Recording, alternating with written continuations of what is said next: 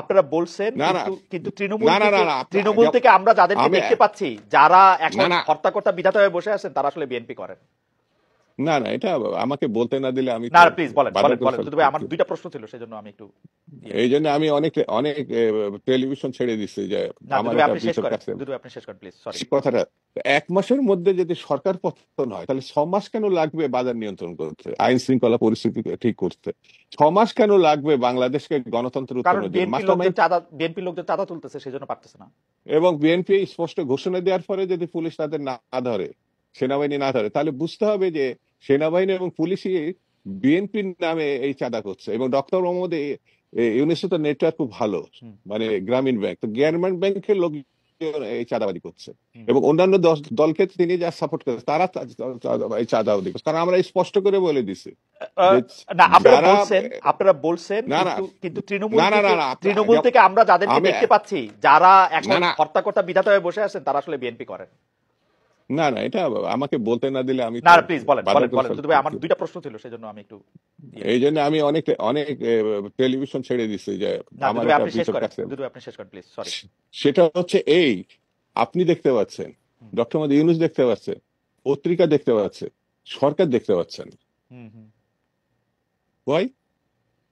DGDFI, NSI, SB, এদের যে network, সরকারি যে নেটওয়ার্ক, তার মানে এই কথাটা বলার জন্য, এই এই পরিস্থিতি তৈরি করার জন্য তারা যে নেটওয়ার্ক করছে। যেমন আপনি মিস্টার খালিদ, বড় বড় ব্যাংক দখল হয়ে গেছে, যেটা কামাল ভাই বললেন, বড় বড় প্রতিষ্ঠান দখল হয়েছে, কিন্তু আপনি একবারের জন্য তাদের নামও উচ্চারণ করেন, তাদের কথা বলেননি।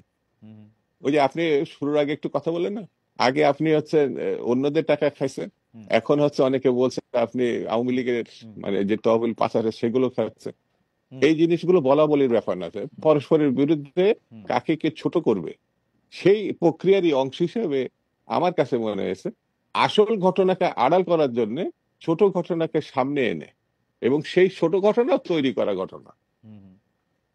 আমি যদি মনে করি সব থেকে কামাল আমি ভাইয়ের এখন সব না না না, সবচেয়ে খারাপ সময়টা তো বিএনপির এখন, আপনার এই বক্তব্য অনুযায়ী বা অন্যদের বক্তব্য অনুযায়ী এখনই তো, কালকে ইলেকশন দিলে তো বিএনপি সব পরাজিত হবে, জিতবে তো মানে বিএনপির বিপক্ষে শক্তি, সেই ইলেকশনও দেওয়ার কিন্তু তারা উদ্যোগ নেয় না। না। আমি এটা মনে করি না, এটা কামাল ভাই হয়তো মনে করেন, আমি মনে করি বলছি আমি আমি মনে করি হচ্ছে আমার মনে করাটা আমি বলে নেই দুদু ভাই, আমি মনে করি বিএনপি নিরঙ্কুশ সংখ্যাগরিষ্ঠতা পাবে যদি এই মুহূর্তে নির্বাচন হয়।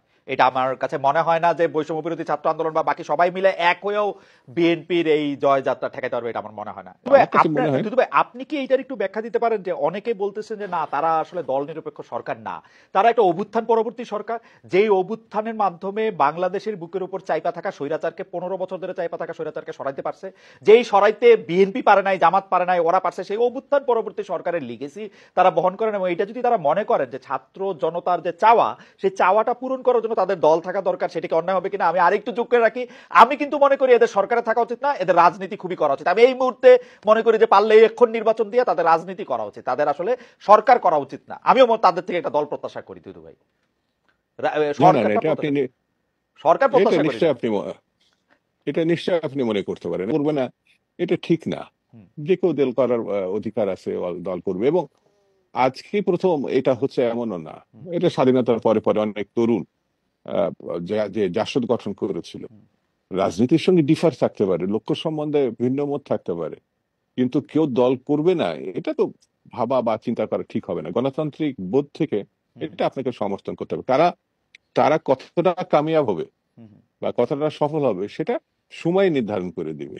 কিন্তু এখন যারা দল করতে চাচ্ছে, যে অবস্থায় করতে চাচ্ছে, আর আপনি বললেন না, এটা আমি আগেও বলেছি যে বৈষম্য বিরোধী ছাত্র আন্দোলন একটা ছাতার মতো ছিল, তার নিচে প্রায় 28টা 29টা ছাত্র সংগঠন ছিল। এই যেমন এখন যারা বৈষম্য বিরোধী বলে যারা আছে একটা ছাত্র সংগঠন করেছে, এর থেকে প্রায় 28টা সংগঠন বেরিয়ে গেছে। এবং এরও কৃতিত্ব হচ্ছে ডক্টর মোহাম্মদ ইউনূসের, আমার কাছে মনে হয়েছে। আমি ছাত্র রাজনীতি করতাম একসময়, উনি যখন সর্বশেষ বৈষম্য বিরোধীদের সঙ্গে বসেছিলেন তখন ওই ছাত্র সংগঠনগুলোকে ডাকেননি ডক্টর মোহাম্মদ ইউনূস। শুধু বৈষম্য বিরোধী মানে খালি সমন্বয়কদের তিনি মনে করেছেন তারা হচ্ছে মূল ফ্যাক্টর। এবং এই সমন্বয়ক অধিকাংশ ছিল ছাত্রলীগ অথবা শিবির, ছাত্রলীগের ভিতর থেকে মানে ছায়া মতো হয়েছিল।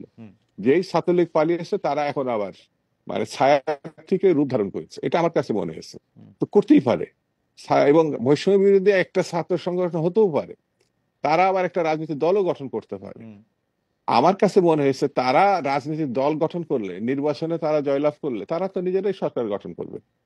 কিন্তু ডক্টর মোহাম্মদ ইউনূস শুধু একটা পক্ষকে সমর্থন দিবে, উৎসাহিত করবে।